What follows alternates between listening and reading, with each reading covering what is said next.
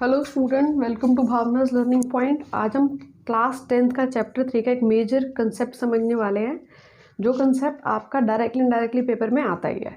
The concept is without forming graph, बिना graph को बताए वी हैव टू आइडेंटिफाई कि जो हमें गिवन लाइन्स है वो इंटरसेक्टिंग है, पैरेलल है या कोइंसिडेंट है।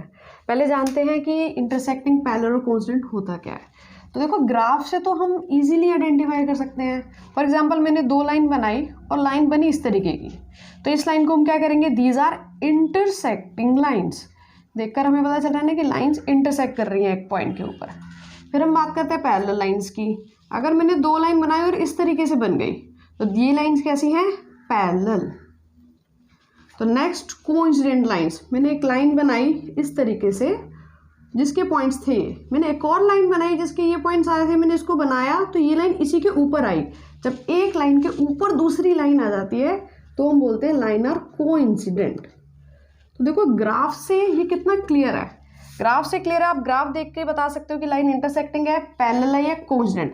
लेकिन हमारा टॉपिक क्या है, क्या पूछा जाएगा 10th क्लास में आपसे, विदाउट फॉर्मिंग द ग्राफ्स। मतलब आपको ग्राफ नहीं बनाना और बिना ग्राफ के आपको आइडेंटिफाई करना है whether lines are intersecting, coincident और पैरेलल। तो ये सीखते हैं हम कि कैसे बिना ग्राफ के हम इनको बताएंगे। आपको देखो, आपको पता है पेयर ऑफ लीनियर इक्वेशन में आपको दो इक्वेशन दी जाएंगी। ये फर्स्ट इक्वेशन को हम कैसे रिप्रेजेंट करते हैं, a1x plus b1y plus c1 is equal to 0। Second equation को कैसे रिप्रेजेंट करते हैं, a2x plus b2y plus c2 is equal to 0। तो दो जो इक्वेशन दिए जाएंगे आपको पता होना चाहिए कि x के आगे वाले को a1 बोलते हैं, y के आगे वाले b1 और बिन xy को c1। लाइक सेकेंड इक्वेशन में x के आगे वाले को a2, y के आगे वाले को b2 और थर्ड को c2। फॉर एग्जाम्पल, आपकी दो इक्वेशन है आपकी 2x plus 3y plus 9 is equal to 0। Second equation is 4x plus 6y minus 13 is equal to 0। तो इस सिचुएशन में अब आपको ये दो इक्वेशन दिए और आपको इन दो इक्वेशन से आइडेंटिफाई करना है कि लाइन इंटरसेक्टिंग है, पैरेलल है या कोइंसिडेंट है। तो क्या रूल फॉलो करेंगे, रूल नंबर 1, आपको a1 बाय a2 निकालना है और चेक करना है क्या a1 bye a2 b1 bye b2 के इक्वल है या नहीं।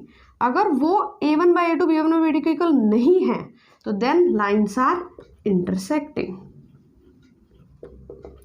दूसरा रूल देखते हैं, इसके अंदर आपको a1 बाई a2 निकालना है, b1 बाई b2 निकालना है, और अगर ये इक्वल आ गए तो आपको c1 बाई c2 भी निकालना है।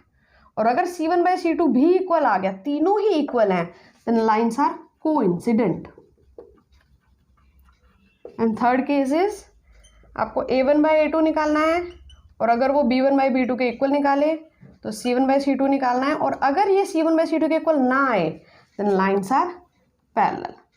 तो यही रूल्स अब हम इस क्वेश्चन के अंदर अप्लाई करते हैं। तो this is are a1 b1 c1, a2 b2 c2। तो अप्लाई करते हैं, हम a1 बाई a2 निकालते हैं। a1 by a2 is 2 by 4। अगर हम इसे सिंप्लीफाई करेंगे 2 1 2 तो 1 बाय 2। फिर हम निकालेंगे b1 bye b2, b1 bye b2 करा 3 बाय 6, ये भी सेम आ रहा है।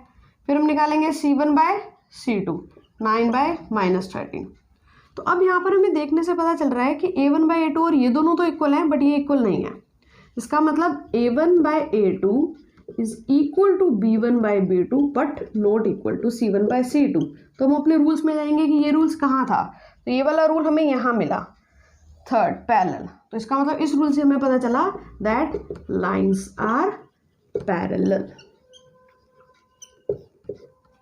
लाइकवाइज आप लगाओगे और रूल्स तो आपको पता चलेगा, अगर ये नहीं इक्वल आएंगे तो इंटरसेक्टिंग, इक्वल आएंगे तो कोइंसिडेंट।